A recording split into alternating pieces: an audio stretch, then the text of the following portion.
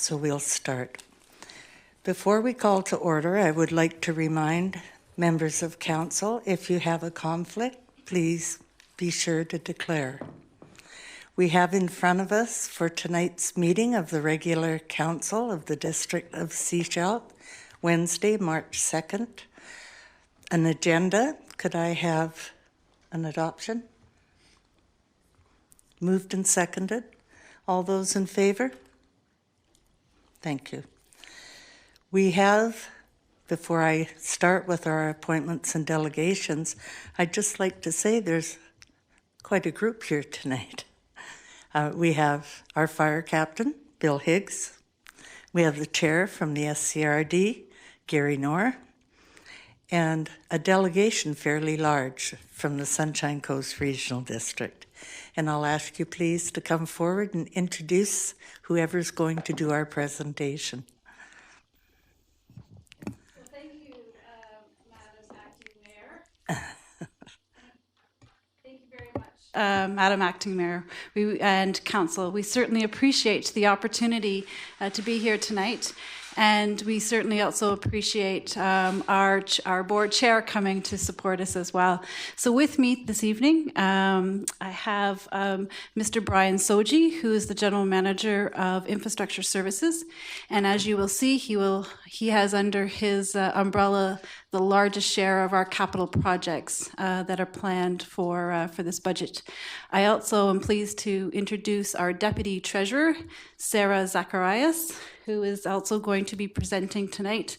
And then beside her is Brad Wing, and he works in our finance department. So we're again lucky to be here tonight. So I'm going to just kick us off, and I'm going to point it in this direction.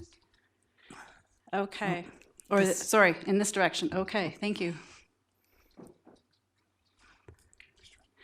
So this is a quick outline of what we're going to share with you this evening. Last night we had the opportunity to present to the town of Gibsons, and so it's the same presentation.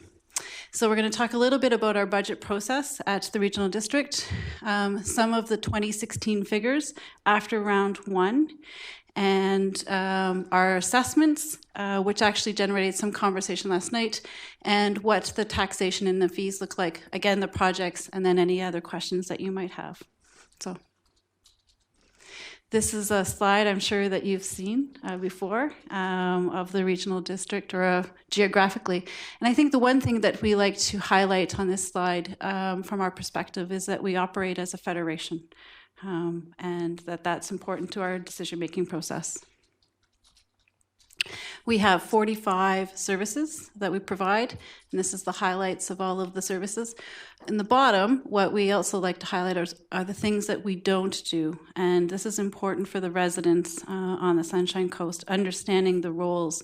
And so we do not manage or fund the roads, policing, or the other services, but those are the two largest ones.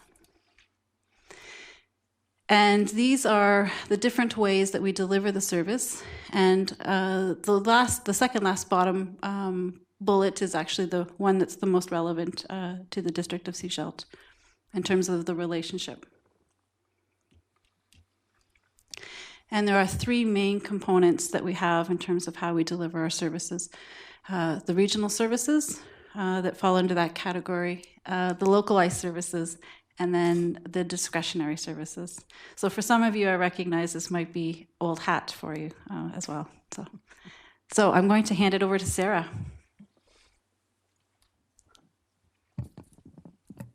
Thank you.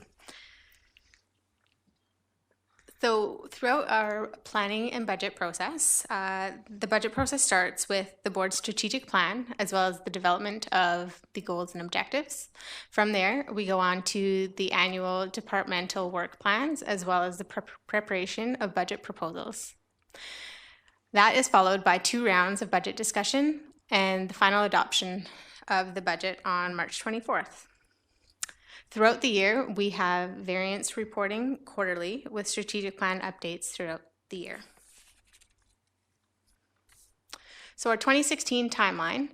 So in January and February, we have 2 rounds of budget. The strategic plan was adopted in January. We've got budget adoption on March 24th. Throughout the rest of the year, we have variance reporting and work plan updates. And in the fall of 2016, we'll begin working on the 2017 year budget.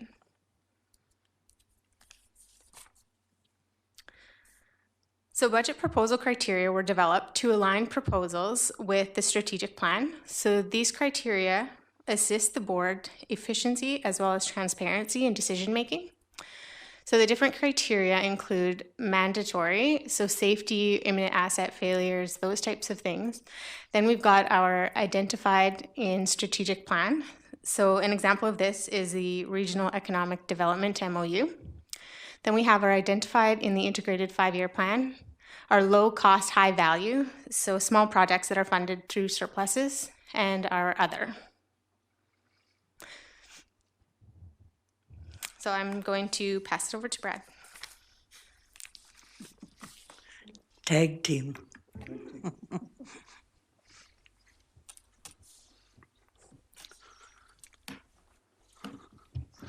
So key items impacting the 2016 budget. We have some ongoing internal projects. We're going through a corporate software upgrade, continued development of the asset management plan, internal service reviews, and development of service plans. These projects don't have a direct impact on taxation in 2016, but they are impacting resources. So our board has been very cognizant of the allocation of resources to these projects. These are really laying the groundwork for more efficient delivery of both services and our internal business processes moving forward.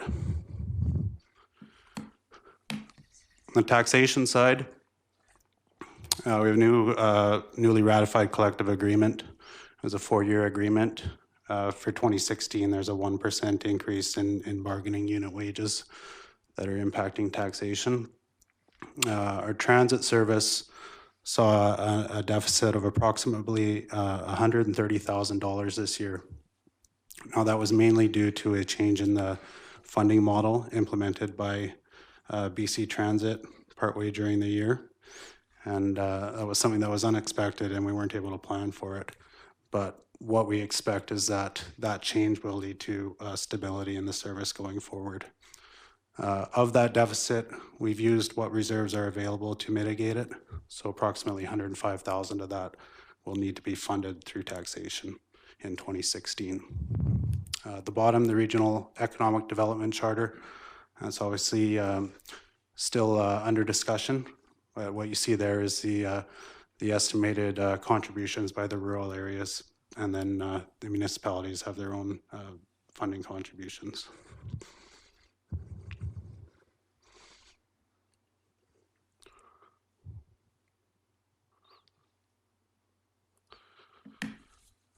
Overall, the operating budget for the regional district this year is just over $35 million. And that's a very high level view. It includes debt servicing and planned contributions to reserves in addition to your day-to-day operating expenses. The capital budget at just over $15 million. As you can see, it's higher than it has been in any of the previous 4 years. And as Jeanette mentioned, that's largely being driven by 2 projects in the regional water service, being the universal metering in the rural areas and the Chapman Lake Access Expansion Project. Distribution of the operating budget amongst our various divisions. Recreation and cultural services takes the lion's share at 34%. So that's your recreation facilities, libraries, museums, community parks. Water and wastewater at 19%, the second largest.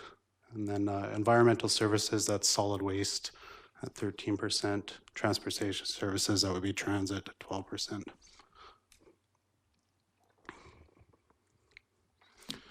Again, the capital budget, you can see of the $15 million, 80% of that for the water and wastewater services. So definitely the lion's share of that budget.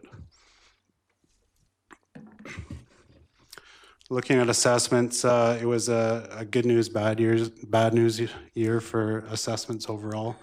The Howe Sound pulp and paper closure certainly had an impact, but I think a very timely addition to the assessment rolls was the Box Canyon Independent Power Project in the utilities class, which mitigated most of that reduction that we saw from house sound pulp and paper. So overall in the regional district, a 5.18% increase in assessments. For the district of Sechelt, you can see over the average at 7.38%.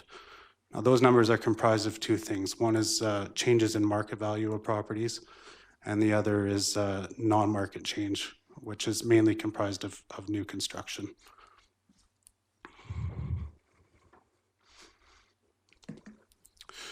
Overall taxation for the regional district after round one increased by $140,000, 0.81%. The district of Sechelt's share or taxation year over year increased by just under $38,000 at 1.24%. So that's a direct reflection of the assessments going up higher than average compared to the other areas, results in a higher share of taxation. That doesn't mean that individual residents will see a taxation increase. Here, looking at the average residential taxation changes for the district of Sechelt, we're looking at a decrease of 2.27%. So I think the best way to explain that is, although the pie, so to speak, is getting bigger in terms of taxation going up, there's a larger assessment base, so everyone's piece gets a little bit smaller. So It's a good change. This slide shows a very high-level, approximate distribution of what a district of Sechelt's tax bill would look like as far as the different taxing authorities. So the regional district portion would comprise approximately 18%. The values you see there are based on a $400,000 home with 60% improvements. And again, these values are entirely dependent on individual assessments. So just an approximate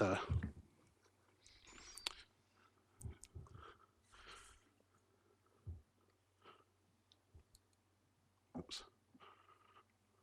A little too far there. Parcel taxes and user fees. Impacting the district of Sechelt here would be the regional water service. Combined parcel tax and user fees for a single family dwelling will be increasing by just over $12 or about 2.5%.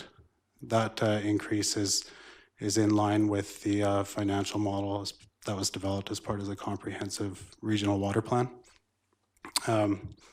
The other item of note here is the community recreation parcel tax. That parcel tax sole purpose is to service the debt that funded the construction of the Sechelt Aquatic Center and the Gibson Area Community Center.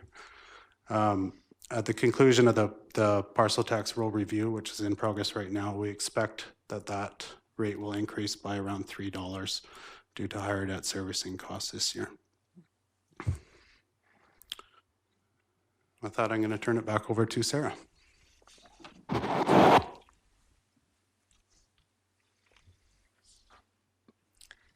Thank you. So the highlights of the new projects for 2016 include ports, where we have some repairs that are being completed, as well as additional dock inspections. Under environmental sciences, so regional solid waste, we have several operating as well as capital projects.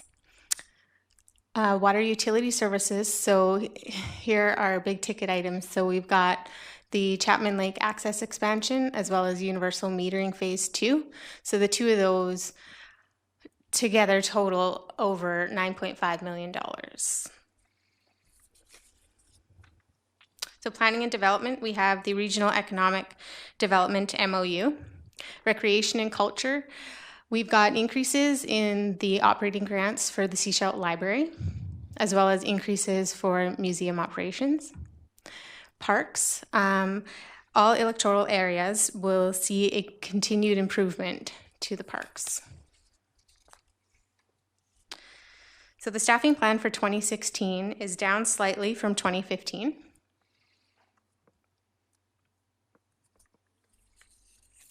So decisions for round 2, we have the fire departments. They will be meeting in March on what will be coming forward to budget.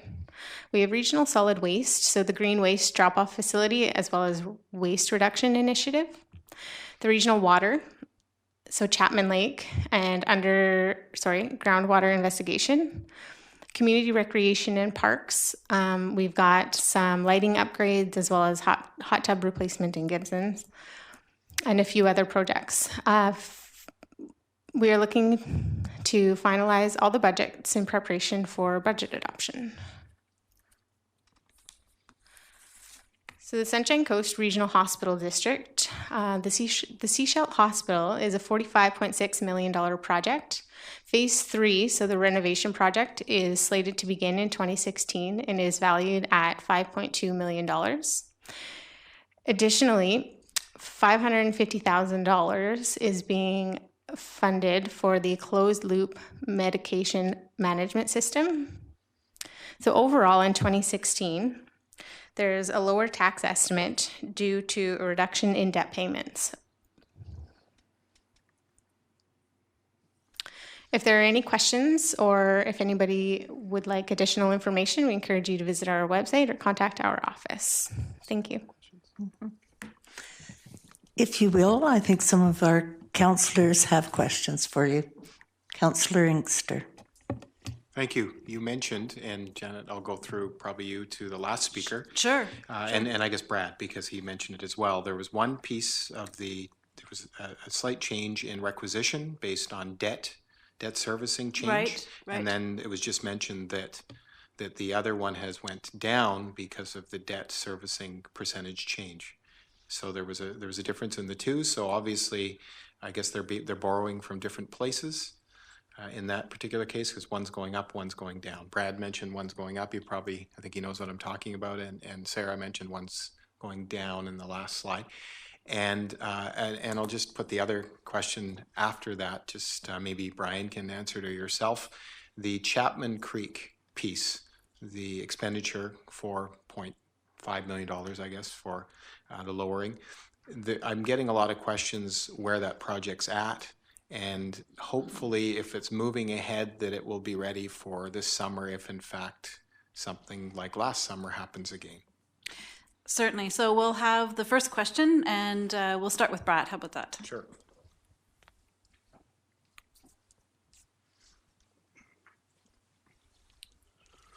So with respect to the debt for the hospital district, that decrease is, I believe, a result of expiring debt from previous projects.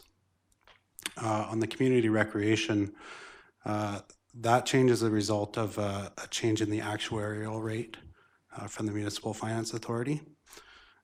So the interest that they're realizing on the funds that are set aside to repay that debt at its expiry are lower than expected.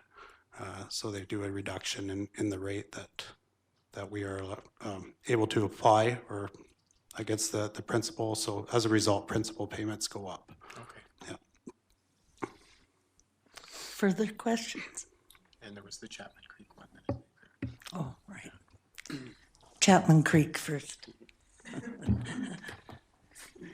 Yeah, thank you. Yeah, where we're at with the Chapman Lake expansion project is we've retained the consultant. The consulting firm is helping us with the design, the approval process, and the approval process is probably the fundamental aspect that we need to get moving on. And it's AECOM, so they've been retained since the middle of January. And our first step is the consultation and engagement with the approval process. We have BC Parks, the Ministry of Forest, Land and Natural Resources for the water permit, for the water licensing aspect, and definitely working with the First Nations. So that's the first part, and we're moving forward with that right now. And once we get that moving, then once the snow melts, we'll start working on the design. And our goal is definitely to have something in place before the end of summer this year, whether it's something that's temporary or whether it's the permanent structure. we definitely want to have something in place so we don't have to go to stage 4 restrictions again. Okay. Thank you. Councillor Mueller. Yeah, thank you. Just a follow-up on that one. I think most of us were here in the summer when we had the meeting here at stage 4, water restrictions. It was certainly an emergency for this town. And I think everybody wants to avoid that again, certainly. And so I think perhaps around the water issue, that's one of those ones we want to pay extra attention to. And maybe if it's permitted, we could have another expanded dialogue before it hits the summer on that particular issue, just more in depth, because I know a lot of people have questions about it. I keep hearing about it. It's basically the number one issue. So thanks for that. Councillor Seegers. Thank you. One of the big concerns about that is we are encouraging people to grow crops. And then inside of the water restrictions, they're not able to water them. So in light of, what we could anticipate this summer, I think we'd like to see that looked at so that if people are actually growing food, which we are telling them on one hand to do, we then also want to make it so that they can water them. And I don't know what that looks like, but it's a consideration that we looked at. Another thing, and I think this is in your area as well, you indicate in there that you're doing an organics management strategy plan. Are you also in that looking at what the District of Sechelt is doing with regards to organics collection? Is that part of the discussion inside of that strategy plan? Yeah, the organics management plan is looking at the whole region. So, it's coming out of the, we did an audit, a waste audit, and basically 49% of the material that's disposed is organics. So that's where that's coming from, and it's to develop a strategy. We don't know exactly what it's going to look like, and that's the whole purpose of developing that strategy this year. But it will be region-wide, and it will be looking at existing systems as well as what we could do to do more. Any further?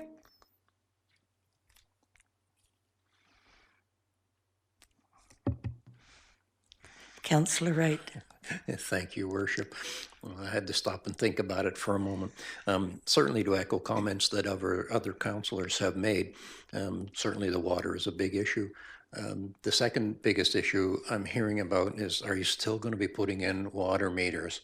And I know I've been at some of the discussions, but there's a lot of people that are really annoyed that we're going to go ahead with water meters. And I just make that as a comment so that you're aware of it, because I'm hearing that one just as much as I'm hearing the increased water level, okay, and required for summer months. Just a comment for you. Thank you. Did you want to comment? Well, I thought I heard a question there about, are we proceeding with water metering? And the answer is yes. It's also identified in Comprehensive Regional Water Plan, and the plan is focused on not just supply, building more supply, it's also looking at demand, so taking a two-prong approach to that, and metering is a fundamental tool that we need in order to reduce demand. And the projections is it'll be 20 to 25% reduction, which is big. Thank you. I'll just say that I know amongst the plans prior to metering is a good education program so that people will understand the value of having meters and measurable baselines to go from. So it isn't just a simple run out and connect everybody. There will be a lot more involved. So thank you all for your presentation.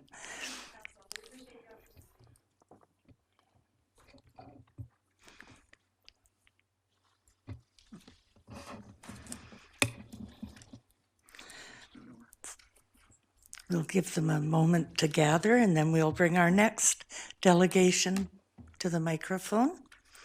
And it's the One Straw Society, Ocean Vegetables Community Gardens. And if you would, please speak into the mic and introduce yourselves. Hi, thank you. My name is Kim Chi, and I'm the Food Systems Network Coordinator for One Straw Society, and I'm also one of the acting coordinators for the Ocean Vegetables Community Garden. My name's Laura Walker. I'm the co-assistant for the Food Network Systems for One Straw Society and co-organizing with Kim Chi the Ocean Veggies Community Garden. Thank you. We just wanted to start by first off saying thank you to the Sechelt First Nation, just honoring them, just recognizing that we're on their traditional territory, and then also to give an extra thank you to the District of Sechelt and the Council for hearing us tonight and allowing us to be here to present. So thank you very much. As mentioned, we're here to present about the Ocean Vegetables Community Garden, which is located just about a block from here, and it's on Ocean Avenue between Dolphin and Cowrie Street. So I just thought we would give a little bit of history for those of you that aren't aware. So the gardens started in 2013 by Don Robb, who is now passed, and currently offers a variety of programs and services. And those include a community planting party and work party, which are held in the spring and the fall of each year, which engages the community in the planting and for cleaning up the garden beds. Those also include free workshops and snacks for people to come and enjoy. We also have access for the entire community to free organic food that's harvested from 27 raised garden beds, demonstrations of organic and sustainable growing practices, using a lot of permaculture techniques, and places to gather with community, as well as a place to garden and connect with nature. So anyone in the community is welcome to garden.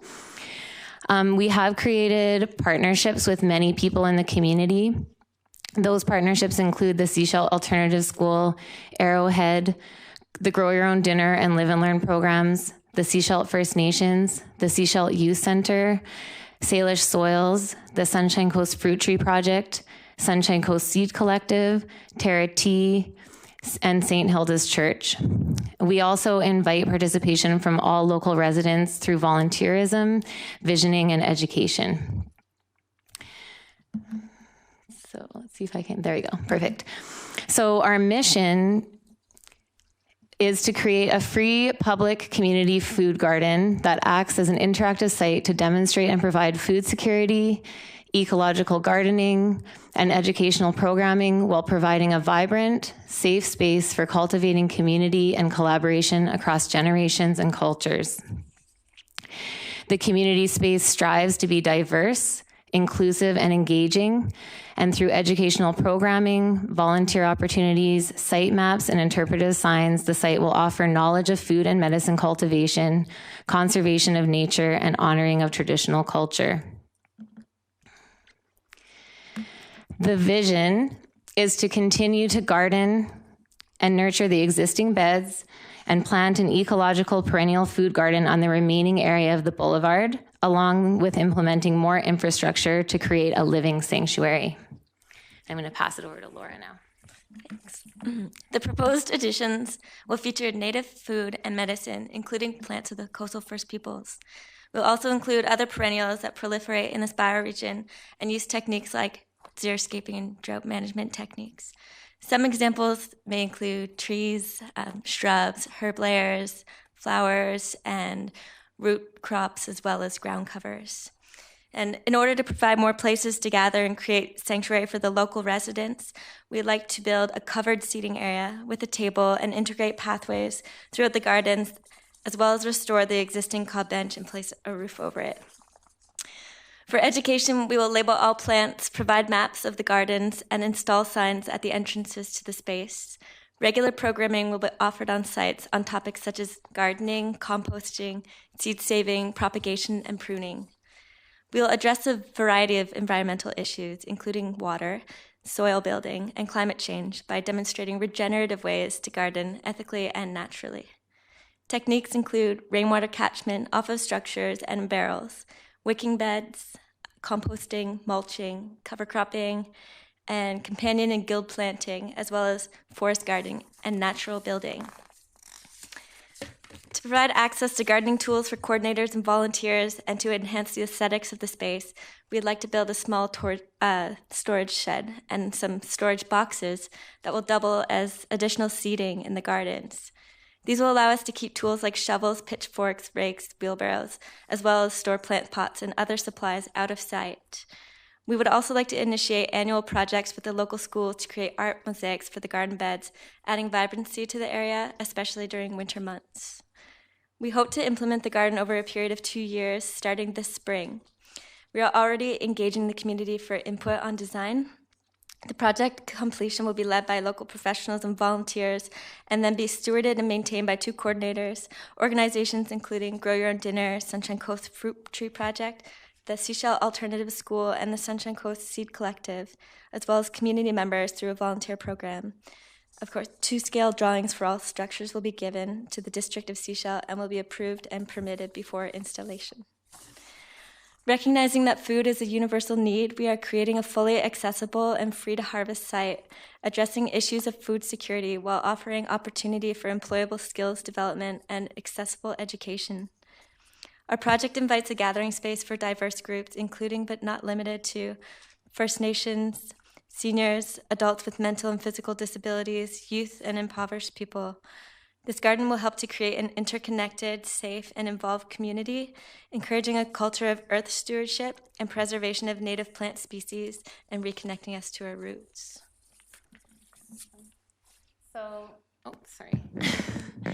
So we have some images here. So these first 2 slides are of the existing garden as it is now, but we are proposing that we would add a 3-bin composting system to address concerns of smell and other pest issues. The compost bins would probably remain locked, and that would be accessible by stewards of the garden and avid volunteers. So people who are in the gardens regularly would have access. And mostly it would be used for weeds and other kind of green waste that would come from the gardens, but would also act as a demonstration with signage and things like that. Further down the gardens, how do I work the little, I think this is, there we go. So this is where the existing cob bench is. It has had a little bit of issues because of the weather, and we would love to be able to build a roof over top of it and reestablish it. And then just down the way here, we would like to build this trellis staircase that would feature things like hardy kiwis or grapes, which could be harvested by the community. And then in this little area, we thought it could be a nice little seating area with some ground cover, and those seats would also act as toolboxes for storage of tools and things like that. And then I'll pass it over to you for the next. Thanks. For the remaining boulevard, we want to try the technique of growing a food forest, which is a gardening technique that imitates the relationships and patterns found in a forest ecosystem. It resembles a forest by integrating trees, shrubs, layers of herbs and flowers, all connected underground by an undisturbed mycelial web. Species are selected to play important ecological roles, and they work in symbiosis together to create a holistic system. And the design goal is to establish a healthy and balanced ecosystem that meets the needs of beneficial creatures such as pollinators, soil builders, and songbirds, for example. A food forest also provides gifts of food, medicine, and craft material for people, and at the same time provides a constant service of purifying the air and the water and regenerating the soil. And we'll just make a quick note on these images. These are actually, taken from the Heart Gardens, which is in Roberts Creek, and that's been an established garden for about 7 years. So we're hoping to maybe do a little bit of mirroring of that garden as well. Yeah, so this is just an overview of what's possible, and then this is how we imagine a pathway to weave through these perennial food plants that would grow back year after year, constantly, being there for people and being replenishing the soil. And above here, we have some examples of possible covered seating areas and a tool shed built, hopefully with natural building techniques such as cob, but also with a living roof and potential for water catchment. So every element of the site will be an opportunity for education on sustainable and regenerative techniques. Thank you. Do you have more? Because we're getting, okay, then, yeah. Good. And this is an example of what it could look like at the beginning. We really want to have a really welcoming sign and something that's inviting, an archway that will invite people into the garden and have an overview of the educational aspects of the site, as well as a place for people to sit and enjoy.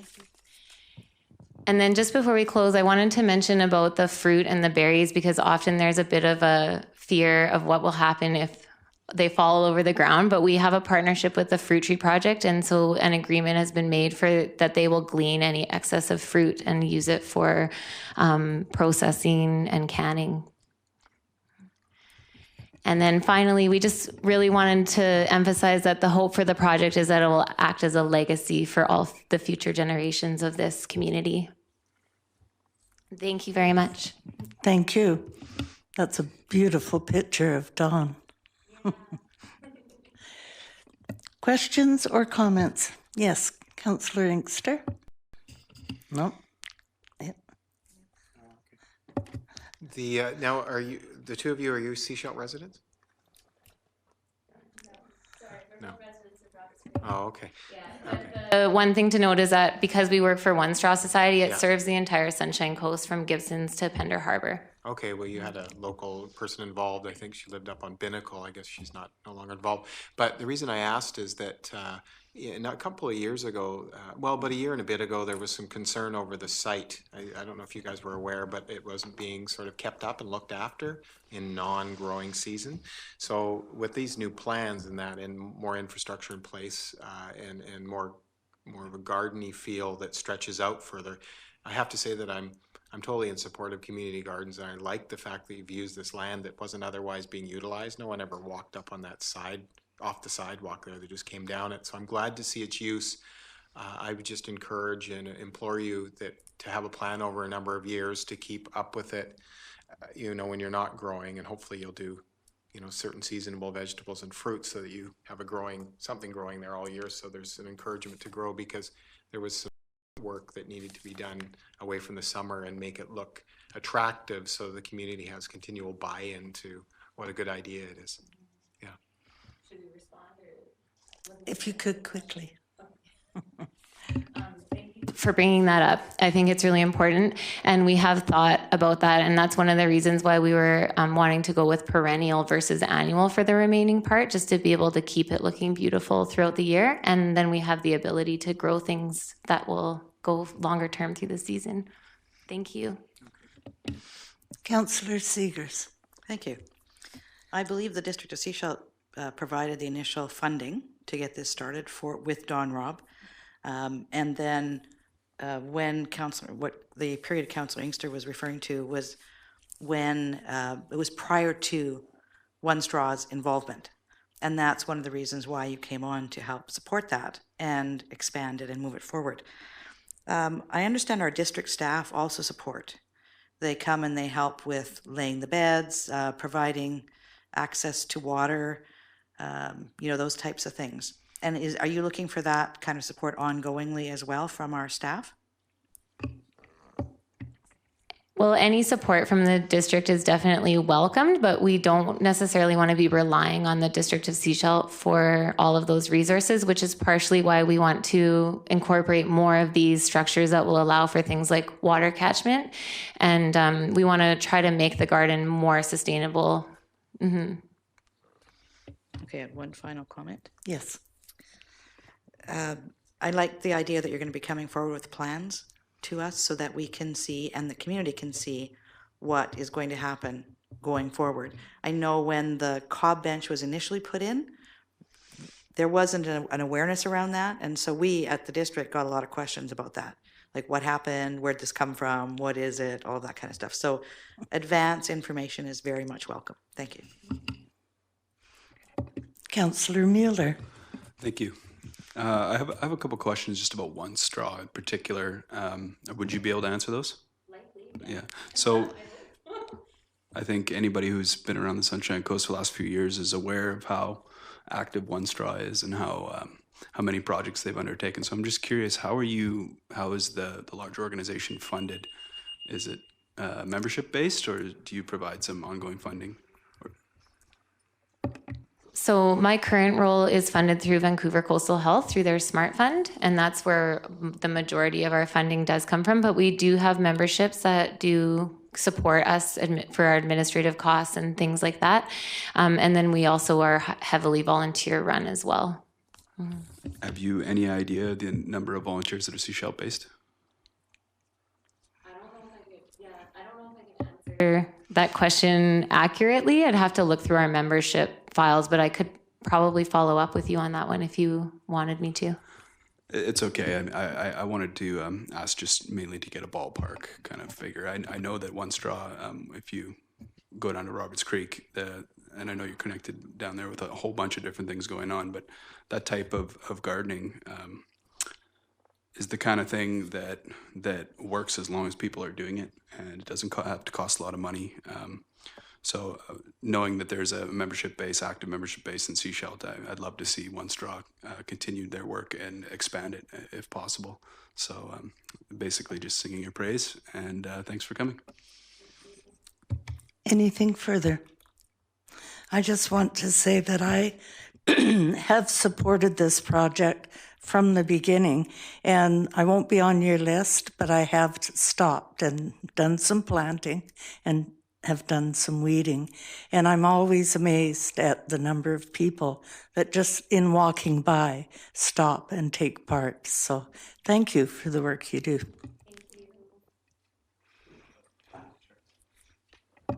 I just said one more. Have you guys set up a date for your spring planting party yet, or? Not yet, but there is a visioning session on March 22nd that we would love to invite anyone to come to. It's just to help to come up with some firmer ideas for this project. And where will that be? We're location TBA. Okay, keep us informed. We will. Thank you very much. Thanks. TBA, nice place, got a garden. Well, that moves us to proclamations, which we have none. So we will go to item number 5.1, minutes of the 4 p.m. regular council meeting of February 17th. Could I have a motion to receive? Seconded. Questions or comments? Errors or omissions? Seeing none, all those in favor? Item 5.2, 7 p.m. regular council meeting of February 17th. Motion to adopt? Second. All in questions or comments? Errors or omissions? Yes. Thank you. On page 10,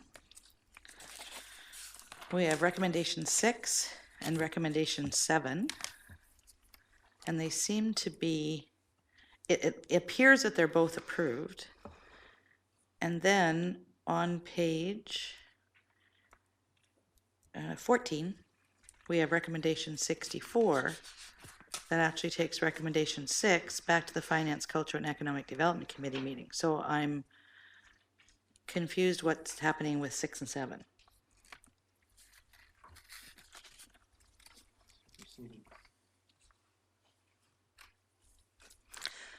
So we have moved to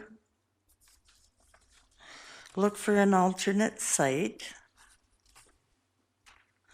and recommended acquisition.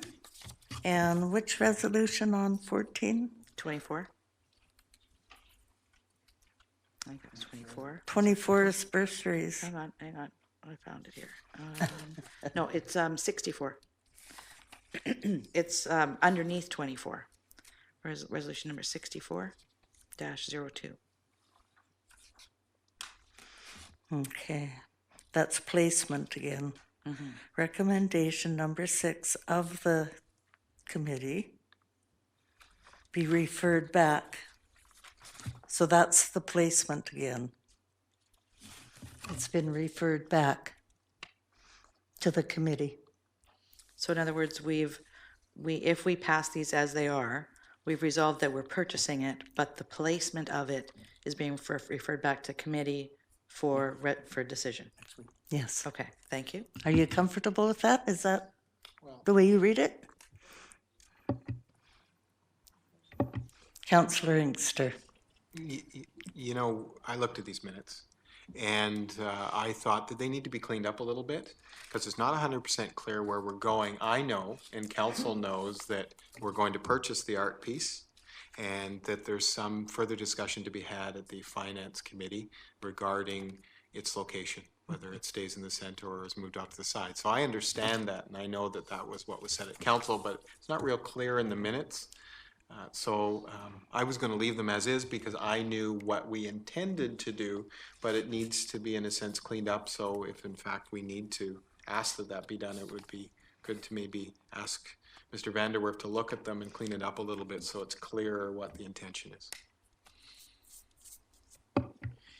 Thank you, Madam Mayor. We did spend a fair amount of time on this issue because it was a trifle convoluted at the meeting, and we listened to the record afterwards. And in some cases, when it's clear what is meant by council, but it didn't happen clearly, we can do something with it. In this case, it was rather convoluted, but we needed to reflect it exactly the way it was because that is the way it was. Yes, it was initially decided one way, and then the mayor suggested that we take it back to the committee, just with respect to the placement of it. So I'm satisfied this reflects what happened at the meeting. That's what I needed to hear. Thank you. Anything further on that? So we have a motion.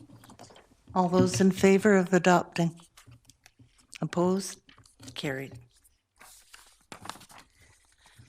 Thank you to staff. 7.1. We have summary of the recommendations of the Planning and Community Development Committee meeting, February 24th, pages 20 to 22. Could we have a motion to receive and endorse? Moved and seconded. Any questions or comments? Councillor Shanks. Yes. The only comment that I wish to make is with respect to business items recommendation number 4 to 9, the SST properties. And I only ask or request this information for members of council just to put things in perspective, albeit that it's a very different proposal than the original Silverback. I would like to request that the financial and infrastructure commitments of Silverback be brought to the FCED meeting next week, just for our perusal and as a comparison. Is that a motion? I'd like to make an motion. Is there a seconder? Comments? Oh, Councillor. yeah, interesting. I was at that meeting when that was hotly discussed in 2008, May 5th, 2008. It's indelibly marked in my memory as to the. It would be, yes.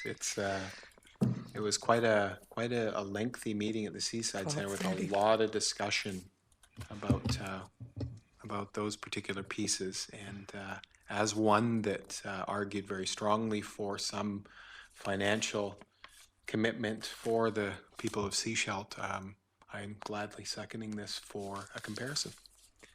I'm glad it was brought up. Thank you. Thank you. Councillor Seegers. Thank you. I'd just like some clarification on what the motion is. The one that is in the minutes indicates that we're requesting the minutes come back to council when all the council members are present. So I'm looking, for clarification as to what we're looking to have this come back to the Finance Committee meeting for. Councillor Shanks. It'll give us the opportunity, if we wish to pass comment or have any discussion on it prior to the March 16th meeting. Councillor Wright. Thank you, Your Worship. I have some of the same problem with this recommendation, and I'm not sure that I'm willing to approve it in this meeting tonight when it says, in fact, it should be brought back when all council members are present, and that would be March the 16th. And so for me, I believe that this recommendation probably needs to come back when all council members are here and March 16th. And I'd like some, if somebody could help me with that, I would appreciate it. I'll try and help you. We are not right now discussing recommendation in these minutes. We're asking through a resolution for staff to bring information to us regarding a different matter than that resolution. Does that help? Oh, good. No problem. It's best to ask. Councillor Seegers? Thank you.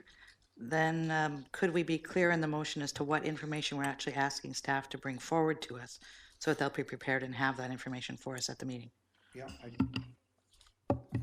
I think the motion is fairly clear. There were financial and infrastructure commitments made at that time. And that's all I'm asking for. At the time that the Silverback was approved. So are we all ready with this motion? Could you read back the motion, please? That the financials and infrastructure commitments made at the time that Silverback was approved be brought to the FCED meeting next week. I think it's next week. Yeah. Thank you. Is everyone clear? So I'll call the vote. All in favor? Thank you. So now we have before us, we haven't voted on item 7.1. We need receipt and endorsement of the recommendation. We had it moved and seconded. All those in favor? Thank you.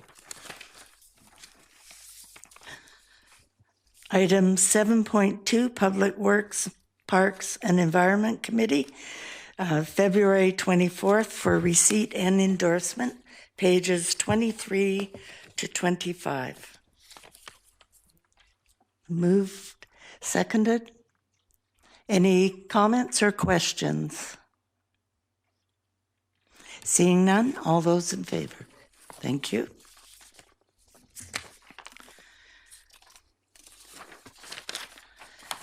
We have no bylaws before us. We have no new business, but we have business item 10.1. SIL and SRS directors. You have before you a report from the interim corporate officer, pages 26 to 30. Could we have a motion to receive? Moved, seconded. All those, any comments or questions around receipt? All those in favor? In favor? Thank you. To our corporate officer. Thank you, Madam Mayor. This issue was brought to council's attention earlier, and these are housekeeping items really that came from the solicitors. Once we had identified 3 directors that the inspector municipalities could agree to, council agreed to that. The names were sent to the solicitors, and they have incorporated them into the proper resolutions that are required for both SIL and SRS. And there will be additional ones as time passes, but these are the 3 that I've been sent to date to deal with, and we need to deal with them in a timely fashion. The audits are pending on those 2 corporations. Thank you. Comments or questions? Yes, thank you, Madam Chair, through you to staff. There's one name listed here is no longer employed with the District of Sechelt, and there's another one who potentially may be replaced in short order. So I'm just curious if some type of arrangement has been made for those people to stay on, or what's the situation with that? Yeah, yes, Madam Mayor. It was intentional to pick people who were on contract because the articles of incorporation prohibited employees from being directors. And we had to do a fair amount of negotiating with the Inspector of Municipalities in terms of defining what an employee was and wasn't. And this was a solution that everyone could agree to. Unfortunately, the Articles of Incorporation aren't identical, and so for the one of the two, each time one of the contract employees are no longer under contract with the district, we'll have to redo the appointment, but the individuals, all three individuals agreed to continue to be directors after their contracts have expired. It's just that you'll then be faced with having to reappoint, unless you've come up with a different solution in the interim, which would probably make everybody happy. Councillor Seegers. So what I'm hearing is we need to put somebody in place so we can actually do our legislated requirements with regards to filing, and then we can look at what we need to do to address the situation going forward. That's correct. If you have a long-term plan for these corporations, definitely then you want to be looking at other directorships. This was just a patchwork approach to it, just to get us through the audit period and to move on as we need to at year end. Okay, I'll move recommendation number 2. Seconder? Comments or questions? Thank you. All those in favor?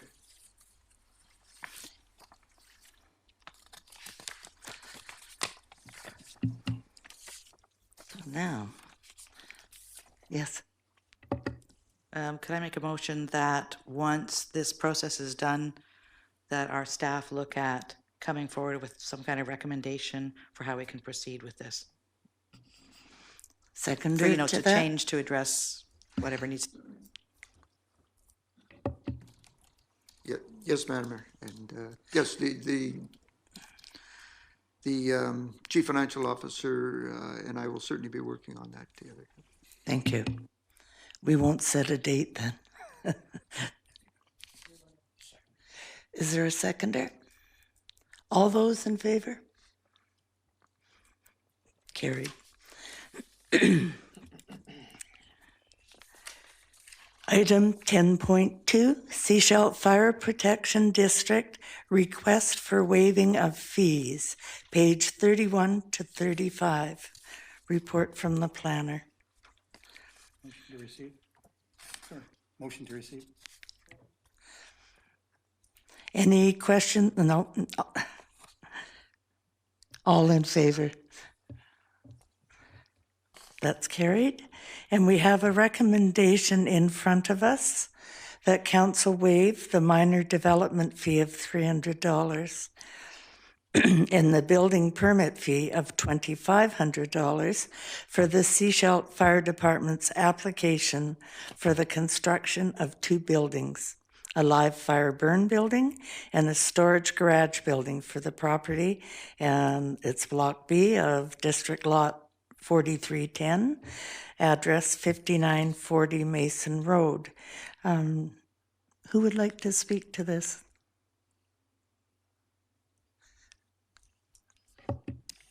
I'll move recommendation number 2. This is a valuable service to our community, and this is their training facility. So I'm totally in favor of supporting this. And it was seconded by Doug Wright. A statement from... Well, I think this is the least we could do for our retiring fire chief. Any other comments or questions? So this is just a question, then a comment if possible. Push your button, please. I just wanted to ask, Bill's here, so might as well use you while you're here, Bill. I mean, you've been waiting. This is just simply a movement on our tax forms from one column to the other, not collected through fire protection, but the District of Sechelt sort of goes through our system. Okay. And is this your last time you're going to be in front of us? Madam Chair, I think that we should, at least yourself or council should shake Bill's hand. I would gladly shake his hand and thank him for his years of service. Thank you.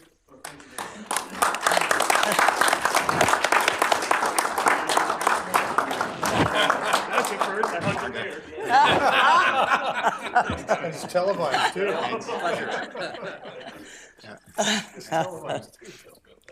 Well, there's something about a good-looking fireman, you know.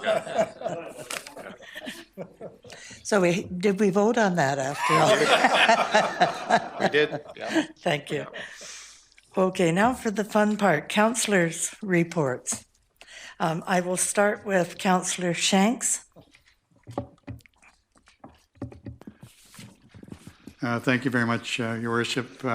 Not too much to talk about, actually, but the highlight of the last couple of weeks for me was attending the AGM of the Downtown Business Association last week, where I wasn't the highlighted guest speaker, but I was one of the guest speakers. And so I'll just reminisce about a few of those things that I actually had to did mention at that time. A lot of people don't realize that I came here along with my family in 1975. And my older brother, by a couple of years, came here in 1979 as the replacement clerk for the village of Sechelt. And then my parents came here in 1982. So I was sort of reminiscing with my brother, and he said in 1979 when he came, there were actually 3 employees, himself, a clerk, and a public works person. And the public works building was the little shed behind currently the Arts Center.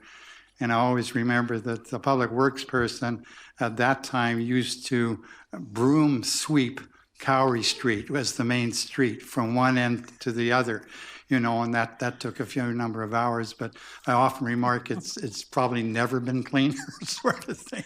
But yeah, interesting things. The actual village office was on Inlet Avenue, which is where the Phoenix School is currently. And it was approximately 2/3 of the size of the main floor at that time. And then between 79 and 86, the additional, you know, half of the building or third of the building was added on, plus the second floor. So by 1986, when we incorporated into the district-wide municipality that, you know, took in West Sechelt, West Porpoise Bay, the village, East Porpoise Bay, you know, Tawanik, Tilikum Bay, Selma Park, Davis Bay, Wilson Creek. We went from a population overnight about 1,170 to 4,800. But what was interesting in the election at that time when I was running for office for the first time was we had the meeting up at the high school. And if memory serves, one of the questions fired at myself from the audience was, what are you going to do about the nepotism issues with your brother being the administrator and you being the politician? And once they explained what nepotism meant to me, I was able to answer sort of thing. So I said, well, it's really quite simple. I understand I'm an elected official that creates policy, and my brother will have to carry that out as the administrator. So, but a lot of things happened. You know, we had Mayor Bud Kosh at that time, who used to own the GM dealership on Wharf Street. Christine Woods got a lot of this information sort of thing. And he really was a car dealer type of person in terms of how he dealt with his council, which was often quite amusing because he'd invite us over to his office at the dealership sort of thing and give us his perspective on various issues to get our support. But when we came to vote on the issue, each person had been told a different story sort of thing in order to get their support. So we did have some conflicts at that time. But no, he had a huge amount of vision.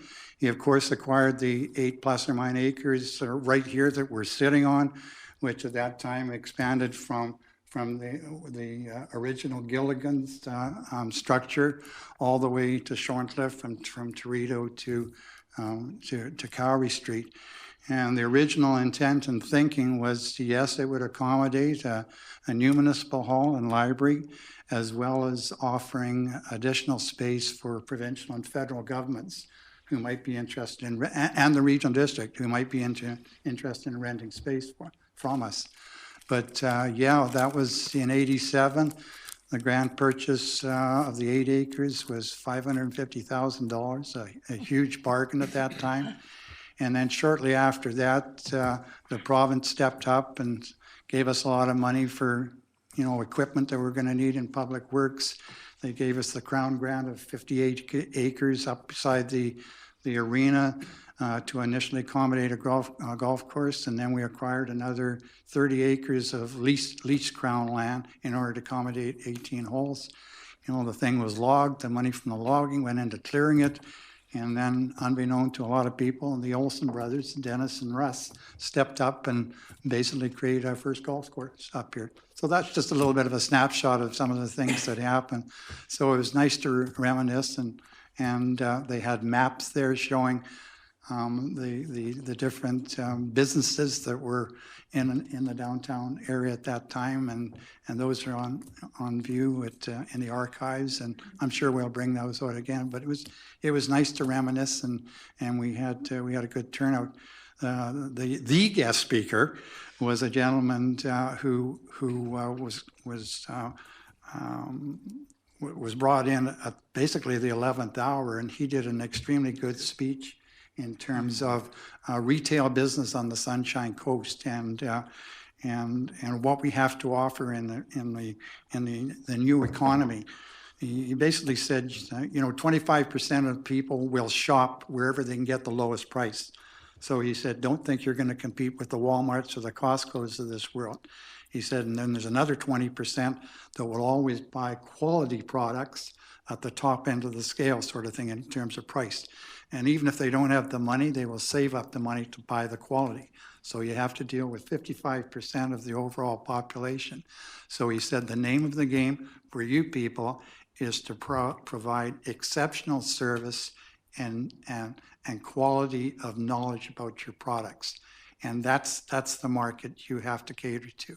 And he said, and you've got a head start in terms of selling people on the area because of the beautiful area that you live in. But the name of your game is service. And I picked up on that. And after the meeting, I said, not that we're lacking sort of thing, but some people think that we might. But you do workshops for municipalities, where we're providing exceptional service. And he said, actually, he does. And he's done it down in the States. And there's a reserve down there, apparently close to Seattle, where they are oriented to provide nothing but service, and there's nothing that they can't do within their municipality. It's never an option in terms of telling people no. It's adapting to what can be done for them. So I thought that was interesting. But it was a good evening, and there were several recipients who actually received being in business for at least 30-year awards. There was 22 recipients. And when you look down, you see a lot of these places sort of thing. And it was quite interesting for those people to go up and get their awards. And so it was very interesting and very enjoyable for me. So that's my report. Thank you. Councillor Mueller. Thank you, Your Worship. In the past couple of weeks, I've worked with Council Wright and our new CAO on various aspects of the recruitment process. We've been, our new CAO has set ambitious targets to fill those positions, and we've been trying to support them as best as we can. I also attended the public engagement on the 2016 budget here. Some of you were here. As well, I had an accessibility advisory committee, and it's on a bit of a sad note that I make these remarks. Over the past month, the accessibility advisory committee lost one of its longstanding members, Mr. Robert Paulin. Many of you may know him as Bob. He was among Sechelt's most engaged citizens and a regular participant of the town hall process, sending in letters and making his opinions heard. He was an advocate for all accessibility issues in the district, but especially for the visually and audiologically impaired. For many of you who have not sat on that council, you may know that in the accessibility, there are so many issues related to accessibility that there often is not staff time to deal with, so it has a part of a working feel to it, with committee members often doing work that's outside of their scope just to get things handled, and Bob was very much a part of that. And So with that, I would assume that staff may have already sent condolences on the behalf of the District of Sechelt, but once again, like to offer the condolences, and perhaps we can follow that up with an official letter to Robert's wife, Anita. Thanks very much. Thank you. Councillor Seeger. Thank you. Let me just pull up this. Okay. Oh, there's been a few things over the last couple of weeks. I attended the Coast Community Builders Association AGM. They're looking to revitalize that association. Good turnout, and so it'll be interesting to see what they put together going forward. Councillor Shanks and I attended a Library Municipal Hall Building Committee, and plans are moving forward with the library to come up with some ideas for potential designs that could be used, and those would be coming back to council once that process is a little further along. I attended also the library AGM, and there are 3 new members that have stepped forward to sit on that board, and I'd like to acknowledge 2 members who have actually stepped down now. As per the library's bylaws, no member can stay on the board for longer than 8 years, and we had 2 members who were on for 8 years, and they have since now stepped down, Dan Fivehouse and Pat Harvey. So I'd like to acknowledge them for their years of service, and I'm sure that they will be coming back around once they've taken some time off. Councillor Lutz and I actually attended the community meeting for wood fiber LNG, hosted by our MP, Pamela Goldsmith-Jones. It was at the Heritage Playhouse, and they probably could have had a facility twice as large. So, because a number of people had to be turned away, I'm sure. It was full by about 10 to 7, or 10 to 5, sorry, or 5:30, whatever the time was it started. It was full about 10 minutes before. It was very respectful. People got up and spoke their mind. One of the comments, or one of the questions that was given to, Ms. Goldsmith-Jones was that, all of the people at the event actually spoke out against wood fiber LNG. And so they're wondering, has there actually been anybody stepping forward and saying they're in favor? She said, yes. She said, this is only one way to get information in. She said, you'd be surprised that it's probably about 50-50. 50% for and 50% against. So there's still a lot of debate out there. She did outline the process for people so they know what the process is going forward. And I think that information will be coming out more widely throughout the community. So it was a very good meeting, very well handled, and it was really nice to see the people coming forward. What else have I got here? I attended the E-Town Hall meeting as well on the operational budget, and some interviews today that we had with staff. I'm going to be representing the District of Sechelt this coming Saturday. The Knights of Columbus on the Sunshine Coast here received their charter in 1994. So they're celebrating their 22nd year in our community. So I'll be representing the District of Sechelt on Saturday at their charter dinner. And so I just want to make them, acknowledge their service to our community. Thank you. Councillor Wright. Thank you, Your Worship. Attended the same AGM for the Downtown Business Association. Had a number of SCRD meetings, Planning and Development Committee, 2 board meetings, Corporate and Admin Services Committee, Policing Commission, Transportation Committee. And out of the Transportation Committee, there was a couple of things that I want to make note of for the public. Berth number 1 is going to be shut down in January, February, and March 2017. And so they'll... Get a warning? No, just for the 3 months for repair. Secondly, on Sunday, July the 10th, 2015, the overflow parking lot is going to be closed. It has to do with the bike races and things that are going to be happening up here. There's a bus lay-by that is going to be happening at Selma Park, at the bottom of Selma Park Road. and the fixed link study consultant contract has been awarded. Having said that, coming back to District of Sechelt business, Planning and Development Committee, Public Works, Councillor Mueller alluded to it. We spent at least 3 days with the Personnel Committee doing interviews, and of course the public engagement meeting on the budget last night. In addition to that, I also met with the Sandy Hook Community Association and spoke to them. It was a very interesting evening. Spent about 2 hours answering questions for them. And lastly, but not least, I was at the local Scottish restaurant in town here one day with my wife, and a member of the public came up to my wife and said to my wife, "I want to thank you for sharing your husband with the District of Sechelt, because I know it cuts a lot into the family time." And I thought, that's a really interesting thing. And I wasn't going to share that tonight, but somebody asked me to share that sitting at this table. So we hear all of the bad things. We hear all of the complaints. I wanted to share that one with you. It applies to all of us sitting up here. Thank you. Thank you. Councillor Inkster. Thanks. It was, once again, I'll touch on the AGM that the SDBA put on, because it was such a well-attended event, so well-organized, and just to see a diverse number of people there. I soon figured out why a number of them were there, but it's good that they came to receive the recognition.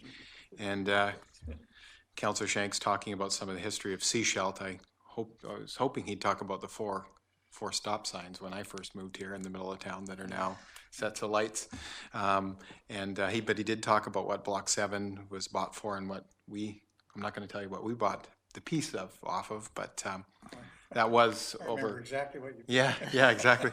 That was over $549,975 more dollars than Manhattan, but it's still not a bad deal, I guess, overall. But that also means that if you talk about amounts like that, and the fact that we got recognized for our 30th anniversary, our business, that we paid almost $1 million in taxes to the District of Sechelt. So we appreciate it. Yeah, thank you. That's part of being a commercial activity in a town. It was good for the SDBA to do the numbers. How many businesses did they recognize for the 30th? 22. Yeah. You mentioned that. 22 businesses. I mean, that's well done. They probably forgot or missed a couple that they'll probably do or will do, but just to recognize those numbers of businesses, and then for us to think back what those businesses originally looked like, those that have lived here long enough, and what the credit union looked like and things like that. So well done for them to fill that place and recognize all those businesses. And it was almost an idea. It's almost like, did that idea come from Connie? I'm just being facetious, but it was a good idea. And Connie's not saying anything, but maybe it did. But good for them for recognizing that, and I'm sure that we'll do things similar with our 30th. And I have an idea for another person for some of our ideas, Connie. So I'll tell you later. The other thing I wanted to mention is the health event that Councillor Lutz and I were at, the health seminar, Vancouver Coastal in Vancouver. I'm going to prepare a more extensive report for next council meeting. Just been so busy the last week. But basically it was about health determinants in a community, and basically what it said, what we gathered from that meeting, and Councillor Lutz may speak more to some of the things in a healthy community, is that if everything is the same amongst all of us, if we all are the same, the determinant of our better health is wealth. That's basically one of the things we took away from that. So everything else is the same genetics and same weather and stuff like that, that wealth is determinant of living longer. So that's interesting to have heard that. And there was one other thing I wanted to mention of it. No, I'll give a more full report on that one next time. Thank you. Thank you. As has been said, it's been a busy couple of weeks. And for me as acting mayor, I've had the support of the staff, and that's been really good. I attended a Youth Action Advisory Committee meeting last Friday, and they too have been having some work with the public health around healthy schools and workshops. The Healthy Communities thing in North Vancouver that Councillor Inkster and I attended, out of the networking, I was able to meet 2 different communities that have some working relationships with other levels of government for maintaining their sports fields. And that's becoming an issue here on the coast that's being talked at with the band, with the communities, and with the regional districts. So I'll get back in touch with those 2 communities to find out their maintenance agreements and how they're doing that, because I think it's getting to the stage where we need to do some joint use type arrangements. I also attended the LNG and found that really interesting. It was the wrong site. The sound was not good, and it was a shame that people had to be turned away, but it's good that people are showing the interest too. I also, with members of the regional district, went on almost a tour of the AGB logging site up Field Road, and that was interesting. It was a really beautiful sunny day, but the water that was pouring down the mountainside was quite amazing. And I know we'll have a report at the regional district from the water workers, and they'll let us know what their findings happening at that site. I was really pleased to be at the SDBA's AGM and listen to Councillor Shanks talk the history, and I think that he was the major guest speaker. Ted Topping was very good, but I think that was the major part of the event. I got to hand out the plaques and shake hands with businesses that had been here for 30 years or more, and actually admitted to having worked for the Port Mellon Industries Credit Union 48 years ago. I was so young. Before it amalgamated with the Roberts Creek and the Pender Harbor Credit Union to become the Sunshine Coast Credit Union. So that was kind of fun to think back to those days. And looking forward on what day? Thursday of this week, I am going into West Vancouver to take greetings to the Governor General of Canada on behalf of Sechelt. So that should be a hoot. And that's my report. Thanks.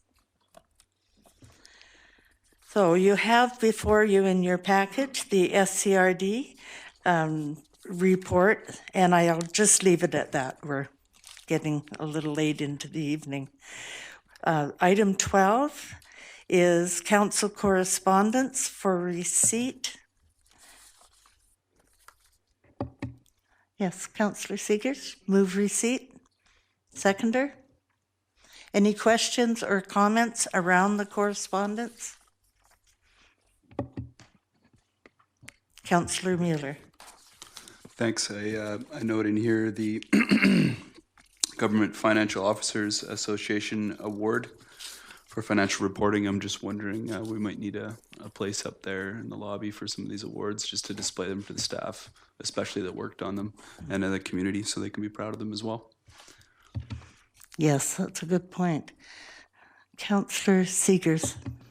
Thank you. In the letter, it actually indicates that they'd like to arrange for a formal presentation and, you know, a press release and all of that. So I'd like to refer that to staff to manage that. Is that a motion? I'll make that motion. Moved and seconded. Questions or comments? I would just like to say that this award, I really think that we do need to celebrate it. not just finance, but all of the district. I know that our annual report is something that Ms. Jordison works on very hard every year, and that's part of all of this. So I just want to congratulate everybody for work involved with this. And we have a motion that, do you want to repeat it for us, please? Sure. Let me see what I can say. That staff arrange for a formal presentation of the award and that the appropriate publicity be given. So that's been moved and seconded. All in favor? Thank you. I'm sorry? Ooh, yes. All those in favor of receipt? Thank you.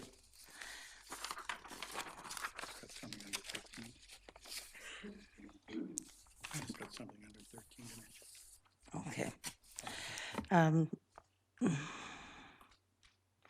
Under item 13, Councillor Shanks would like to make a comment. Yeah, just a reminder, we have the public hearing on the Spanish development tomorrow night at 7 o'clock. All those can attend, please attend. It's here, yes. And do we have a quorum in terms of attending that? Yes. Okay. I'm away, so Right. we need, I'll chair it, sir. Perfect. That's not a problem. thank you.